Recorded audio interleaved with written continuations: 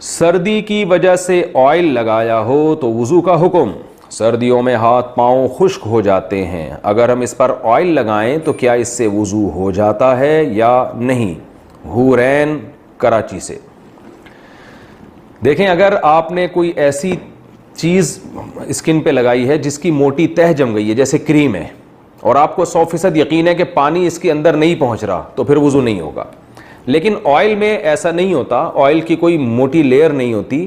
یہ ضرور ہوتا ہے کہ جب آپ نے آئل لگایا تو پانی اس پہ ٹھہرتا نہیں ہے, پھسل جاتا ہے, تو اس سے آپ کو ایسا لگے گا جیسے پانی نہیں پہنچ رہا. تو پانی پہنچ جاتا ہے لیکن پھسلتا ہے پانی.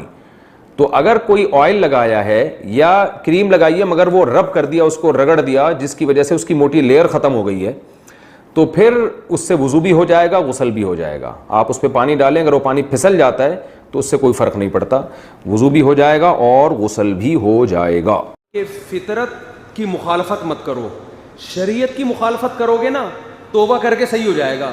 نیچر کے خلاف چلو گے, توبہ کر کے گناہ تو معاف ہو جائے گا, لیکن نیچر نے جو انتقام لینا ہوگا وہ لے کے رہے. ایک ہفتہ پہلے ایک صاحب آئے میرے پاس, خوب اچھی طرح یہ واقعہ غور سے سنیں, خاص طور پہ وہ لوگ جو مذہب کو فالو نہیں کرتے, اپنے گھر کا ماحول مذہبی نہیں بناتے, ان لوگوں کے لیے یہ. مجھے کہنے لگے, میں نے اپنی بیٹی کو بہت ماڈرن اسکول میں بھاری بھرکم فیسیں دے کے اپنی بیٹی کو میں نے پڑھایا. اسکول کو ایجوکیشن تھا, ماحول بہت لبرل قسم کا.